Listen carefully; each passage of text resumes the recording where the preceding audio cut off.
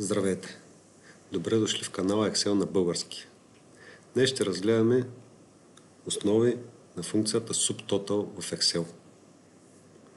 Функцията subtotal позволява извършване на изчисления в някаква база данни, когато използваме филтър. Тя показва самите изчисления, свързани с филтрираните резултати. След малко ще ви покажа какво има в предвид. Синтаксиса на функцията subtotal представлява subtotal function number, което е функция в самия subtotal, което е в два диапазона от 1 до 11 и от 101 до 111, които се препокриват, като първата група включва скрити редове, които са hidden rows, втората ги игнорира. Ще обясня малко по-късно. Тоест, синтаксиса е subtotal, избор на функцията, subtotal, избиране си функцията най-често е 9, която е сума, разделителя и ренджа, който сме си избрали, където ще има и филтър.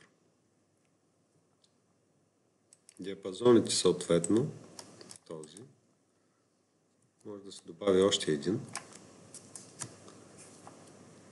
Общия брой на диапазоните, които могат да се добавят в функцията, са 254. Но едва ли ще се наложи, обикновено да се ползва само един диапазон в филтъра, който сме избрали. Функциите в subtotal са разделени на две основни групи, от 1 до 11 и от 101 до 111, които се препокриват. Функцията 1 е средно, функцията 101 също е средно. Но работят на следния принцип, малко по-късно ще го обясня. Сега, основно функциите са най-често използваната е 9 за сумиране, 1 е за средно от филтраните, средна стойност на числата от филтраната група, 2 и 3 съответно броят филтраните клетки, като count група 2 брои клетките с числа, count A група 3 брои всички пълни клетки без значение дали имат числа или текст. След това по-малко използвани са най-голямата стойност в филтъра, най-малката стойност в филтъра, sum product. Това умножава стойностите от филтъра. Това е част от една друга функция, която в някой друг път ще разгледаме. Другите, които са стандартно отклонение, което е за пълната извадка. Това са статистически стойности, които са малко друга тема на размисъл. Ще бъдат обяснени в отделно видео. Ако случайно знаете какво е стандартното отклонение и стандартното отклонение на квадрат, едва ли ще имате нужда от това видео. Така. Особености. Ако използваме сум в дадената таблица, без значение дали имаме скрити редове, които са hidden rows, или използваме филтър, функцията sum ще ни покаже всички резултати, ще ни събере. Разликата между subtotal, първа група от 1 до 11 и subtotal от 101 до 111, във всичките разновидности разликата е, че през филтъра работят за видимите части, което те така, но от 101 до 111 показва и само видимите полета, ако имаме скрити редове. Тоест, ако имаме скрит ред, subtotal от 1 до 11 ще ни го сумира, ще включи вътре всички резултати. А групата от 101 до 111 ще ги изключи.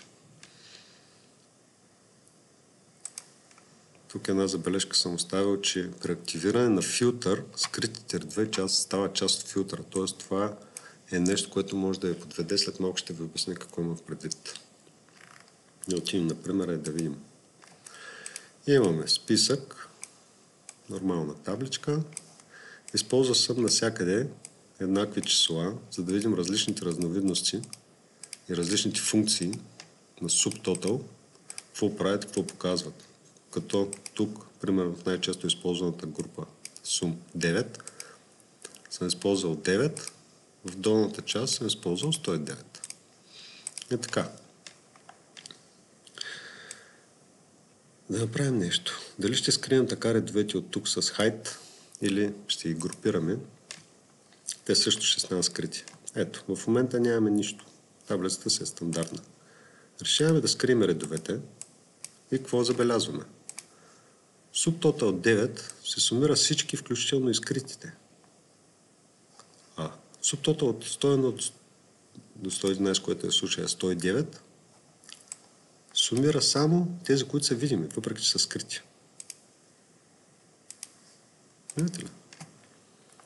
Но, ако активираме филтъра и се изберем, имаме два жълтицата и се изберем жълт, тогава скритите редове стават част от филтъра и двете са еднакви.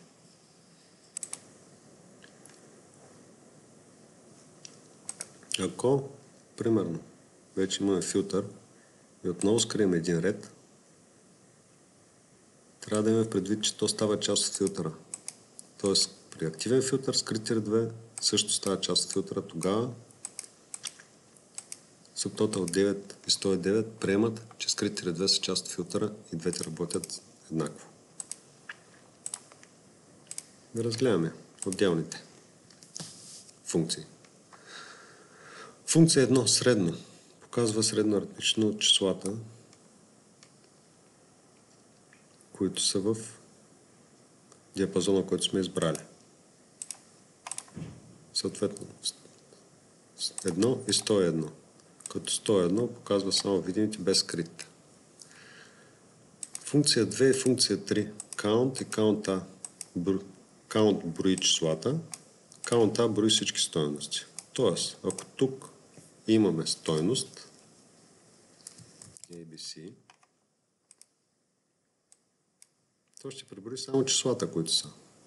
Ако тук имаме стойност ABC, няма да се промени резултата, тъй като това брои функцията countA, брои всички стойности без значение дали са числа или са текст.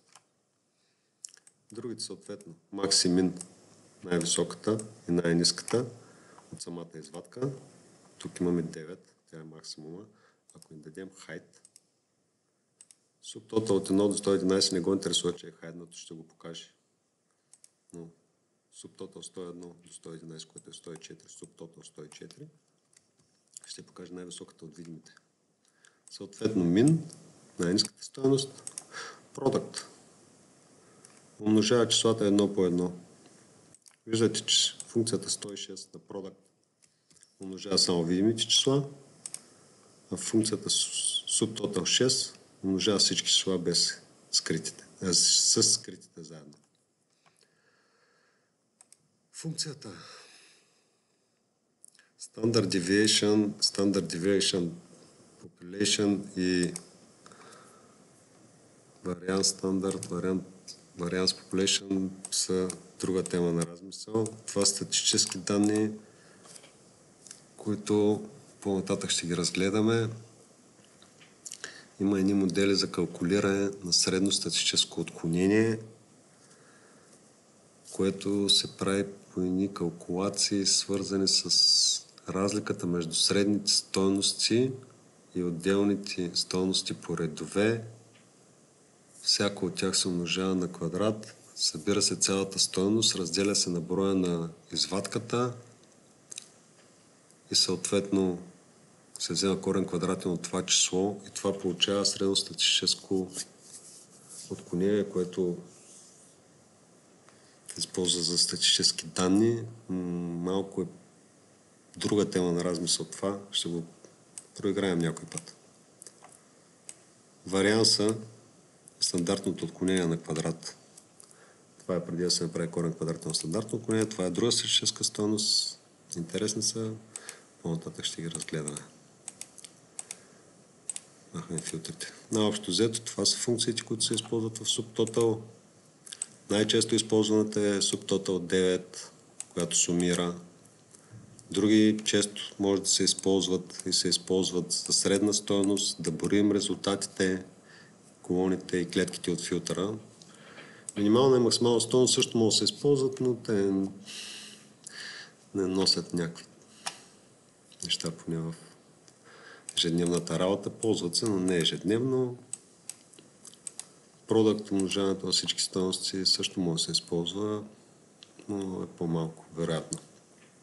И двете статистически стойности, съответно Standard Deviation и Variance. Общо взето това е. Благодаря за вниманието. Ще разгледаме всяка една функция по-отделно в следващите уроци. Чао!